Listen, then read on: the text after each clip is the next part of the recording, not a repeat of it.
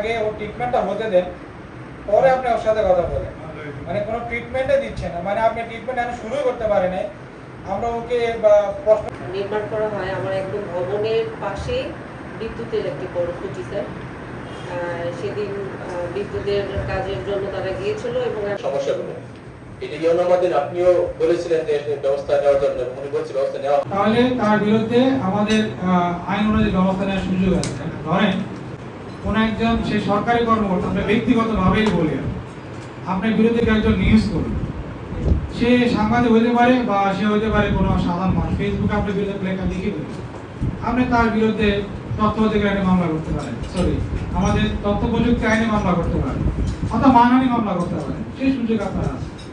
সুতরাং আমরা আইনের ভিতর থেকেই, যাতে আমরা আইনের ভিতরে থাকি এবং আইনের ভিতরে থেকে আমরা যাতে কাজগুলো করি।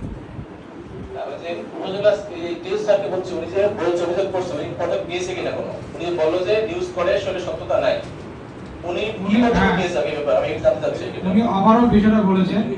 এখন আমি আপনাকে বলবো, যদি কোনো ঘটনার সত্যতা না থাকে তাহলে সংশ্লিষ্ট যে সাংবাদিক, ওনার তো নিশ্চয়ই কোনো কর্তৃপক্ষ আছে, কর্তৃপক্ষ বরাবর আপনি একটা প্রতিবাদ টিভি দিতে পারেন যে এরকম এখানে কিছু হচ্ছে না। আমরা তো দেখি পত্রিকায় প্রায় সময় প্রতিবাদ টিভি দেখি না, অবশ্যই দেখি, এটা সুযোগ আছে। কিন্তু আইনে বলা আছে আপনি যদি কোনো ভুল নিউজ ছাপে আপনি একটা প্রতিবাদ টিভি দেওয়ার সুযোগ আছে।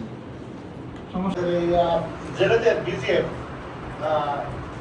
এপ্রিল বাংলা ভাষায় চালু এখন পর্যন্ত আছে এবং যারা উত্থাপন করেছিলাম যে আমাদের কিছু শূন্য ডিলার ইউনিটের এগেইনস্টে আবেদন হয়েছে জেলায়। সৃষ্টিকারী এই সমস্ত লোকদেরকে ম্যানেজ করা বা তাদেরকে প্রোটেকশন দেওয়ার মতো আমার আনসার বা পুলিশ বাহিনী কোনো ধরনের আইন শৃঙ্খলা বাহিনী আমাকে হুমড়িকে ওর উপরে পড়ে, ও চিকিৎসা সেবা তো পাবে না। একটা হাত বা পা কোনো একটা কাটা অংশ থাকলে যদি অনেক মানুষ ভিড় করে, তাহলে এটা তো একটা সেলাই করতে এইটা আপনার পরিহার করতে হবে। এটা অনেক অভিজ্ঞ আছে।